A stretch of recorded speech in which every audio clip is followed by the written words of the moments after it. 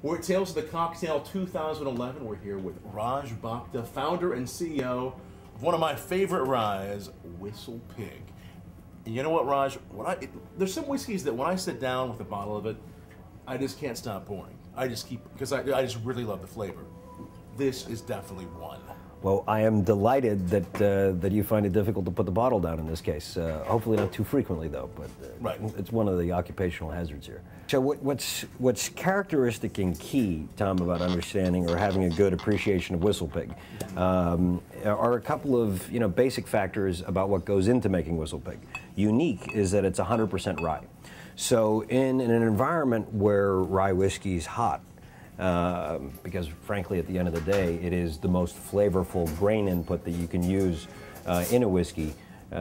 Corn goes into bourbon, barley, scotch. And just like if you think of a bread, rye bread is more tasty, at least has a more intense flavor profile than other breads. The same thing translates into the whiskey. So in this environment, we've got the only 100% rye whiskey in the age category, which is obviously then an unadulterated mash bill. Right. That native intensity of the grain, in the case of rye, needs to be balanced with a good amount of time of age in the barrel. I mean, if a rye whiskey is not 4, 5, 6 years old at the very least, it's just not ready to be put out. As a brand, we focused on first making sure that what is in the bottle is as representative of the best that a rye whiskey can be. And it's to that end that I hired Dave Pickerel, who made Maker's Mark for 15 years, who's done a phenomenal job in this rye whiskey itself. Cheers. So in the tasting, you got all the traditional, in the nose, you got all the traditional, you've got caramel, you've got the vanilla. Right. Probably pick up some ginger. I do, yeah. I get some spices there.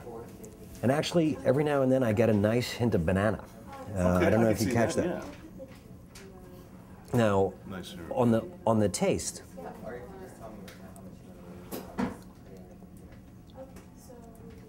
comes in with a lot of intensity. It does. A lot of intensity.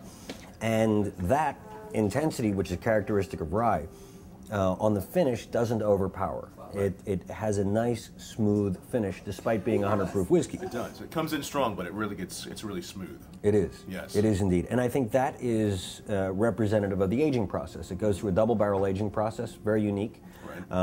The only rye on the market that goes into first 5 years of new oak, just like a bourbon, charred new oak, and then into second use bourbon barrel, so it picks up some of the sweetness that you'd get in a bourbon. And that unique element is what's driven a lot of the praise for the product. 96 points from Wine Enthusiast, top 5 whiskey of the year for the Wall Street Journal. Right. Pleasant comments from those sages as you.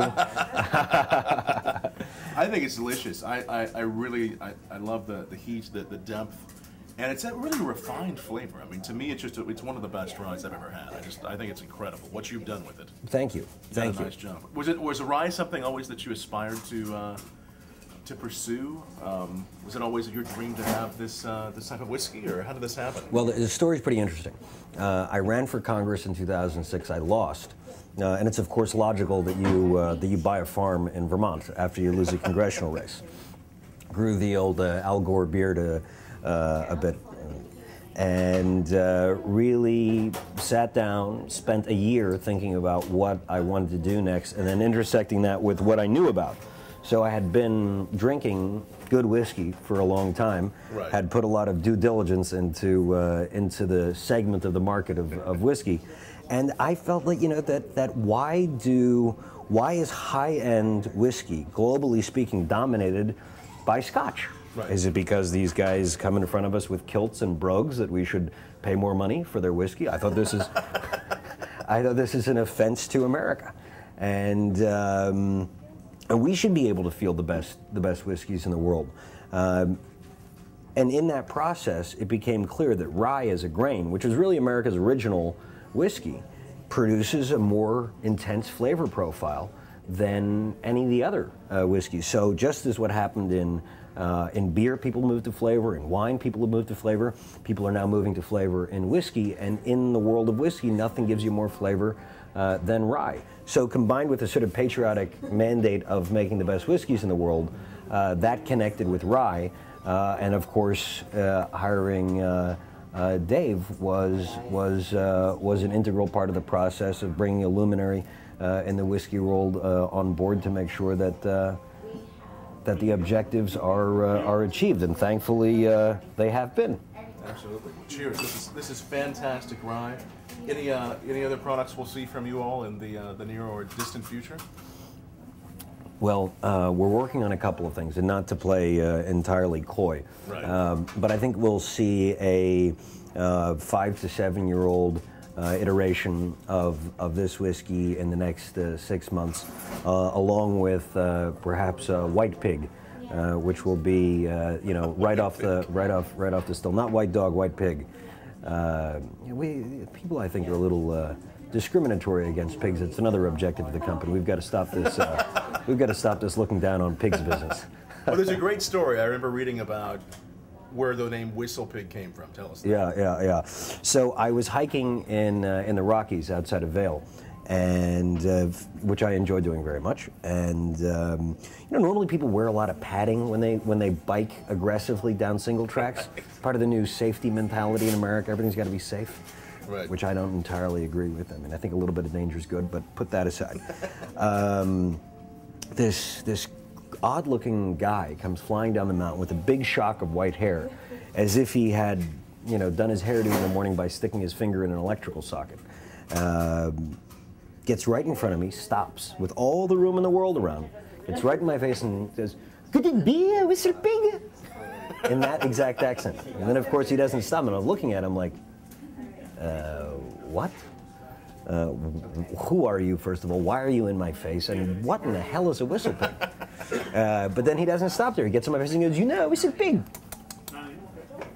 Like, who does this? What's up with this, right? So just in a French accent, he just says this. Yeah, so kind of strange. Completely out of the blue, a crazy-looking Frenchman comes up to you and says, "Could it be a WhistlePig?" In dead earnest seriousness is something that you sort of remember. You think it was a sign that you were supposed to do something with that? It was a sign from God that WhistlePig was to be ordained as a name among the best whiskeys of the world. If that man is watching right now here on BourbonBlog, what would you say to him? Thank you, sir, and I'm not giving you a nickel. We'll send you a couple cases of whiskey and you can drink it, but don't come up with some lawsuit. You may be finding several people that'll claim it was them, right? Yeah, right. There'll be all sorts of Frenchmen who go stick their finger in the electrical socket to get a big shock of white hair, and then coming after me like, "I was that man. I am the one who came up with the name WhistlePig. I am the WhistlePig man." This whiskey's not an easy whiskey to find. This is in fairly limited supply. Yeah, it's a very, very limited batch whiskey. We had in France, right? No, we don't have enough for the French. They're rather more into their wines. Right. But we had 1,000 cases last year, which we sold out of in November. We have 2,000 cases this year. We're only in a few markets. We're in New York, California, Illinois, have just recently entered New Orleans, Louisiana, and Massachusetts. It's a distinct flavor, and I know it when I sip it, and I can know this is WhistlePig. It has that distinct flavor. Well, Raj, thanks for chatting with us on BourbonBlog. This is awesome. Tom, it's been a delight. Having a WhistlePig here with you. Thanks so much. Pleasure indeed, sir. Take care. Thank you.